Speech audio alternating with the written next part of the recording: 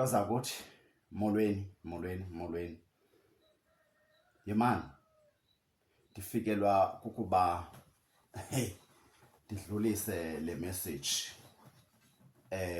kuni nonke bantu baseMzantsi Afrika. Uyazi kufika into ethi apha ebomini sine challenges, apha ebomini siba noxinzelelo, mhlawumbi ezinye zezinto ezingagange mhlawumbi uziqaphele. Mamela ke, apha ebomini unentshaba ongazaziyo, ube nentshaba ozaziyo. Andani noba niyandiva na. Ezi ntshaba ke ziza kohlukana zindidi ngeendidi zentshaba. Abanye abantu bakuzondela uba bevile ngabanye uba uluhlobo oluthile lomuntu. Zange uxabane nabo. Only bave into yokuba uluhlobo oluthile lomuntu. Zintshaba zokwenziwa. Abantu abafike bahotspota kwabanye abantu ngokwengxaki abangayaziyo. Right, ngicela ninimamele kakuhle. Uzofika ufumanise into yoba uzondelwa into yokuba waye waxabana nobani. Lo bani uxabene naye abayazi uba ingxaki yaqala ndawoni. Kodwa lo muntu yena ofikileyo ozokwengeza inzondo okanye ubutshaba akayazi uba lento yaqala phi. Kodwa ngokuva kusithiwa uluhlobo oluthile ebese hamba eyo-influencer abanye abantu uba mabakuzonde. Uzondelwa ukuba ngumntwana one-progress.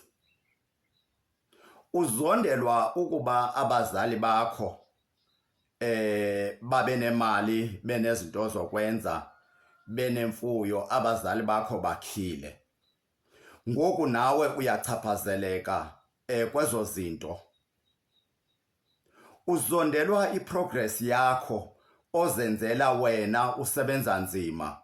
Wazenzela izinto zakho, wazakhela umzi wakho, waphila nabantwana bakho. Ivela phi lenzondo engaka?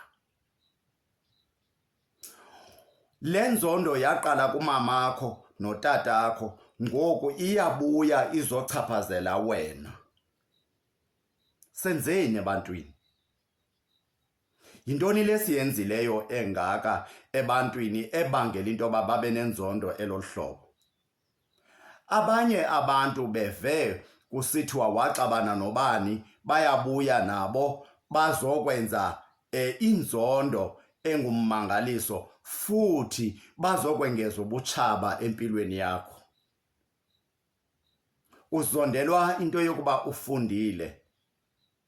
Ngokungathi wena njengoba ufundile akumelanga uphile nabanye abantu ngoba kuzothi ekugqibeleni uphakamile. Okay.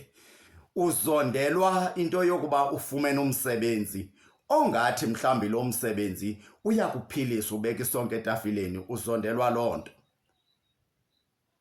Emsebenzini osebenza kuwo bayakuzonda, bekuzondela impumelelo yakho kodwa nirhola imali efanayo. Imali eniyirholayo iyefana.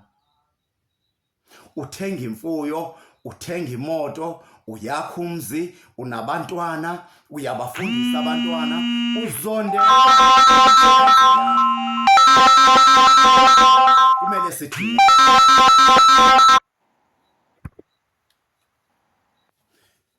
Kumele sithini ngaloo nto?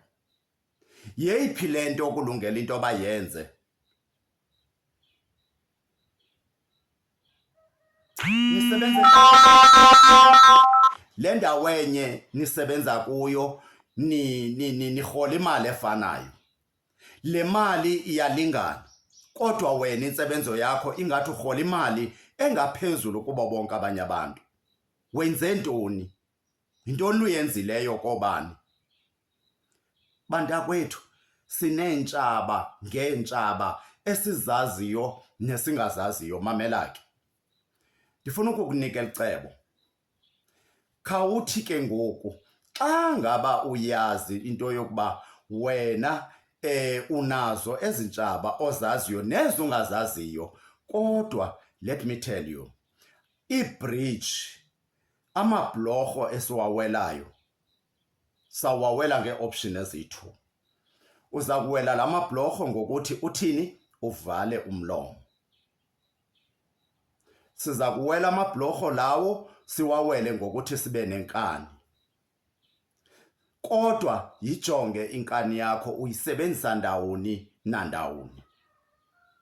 Le advice endininika yona into yoba amanye amabridge sawawela only ngokuthi sivale umlomo. Kwaze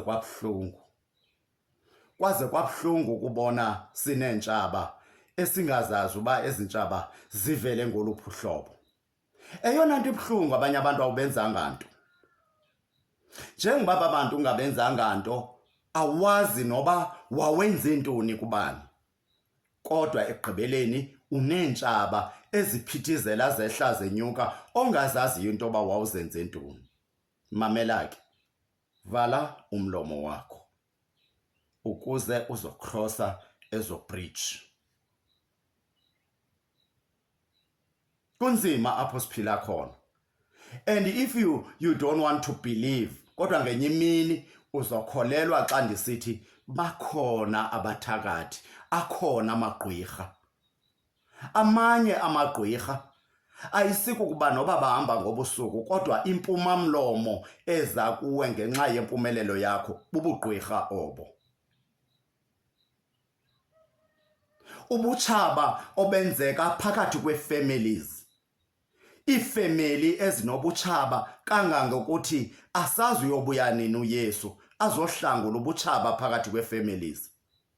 Ngokundithethayo, iifamilies ezininzi emhlabeni esiphila kuwo azivani kwindlu enye ezalwa ngutata omnye.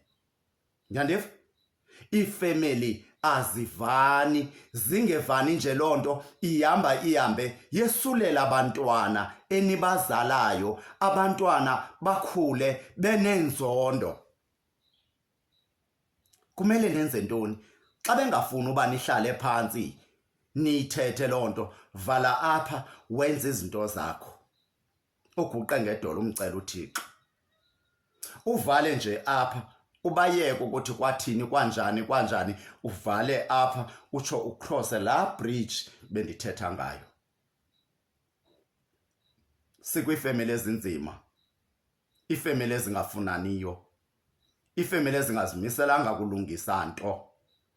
Ude uzibuze ngelinye ixesha into yoba inoba abazali bam babendizalelani xa ndingazungafunwa ngabantu ngolu hlobo ndiphila, ndibenze ntoni aba bantu? There is nothing oyenzileyo, but kuba uThixo ukuphile le nto. Ibambe napho. Nibe nenye betyala ezele ngamathamsanqa, ndithi kuni nonke Happy New Year man bantu baseMzantsi Afrika. Ndiyanithanda man nina.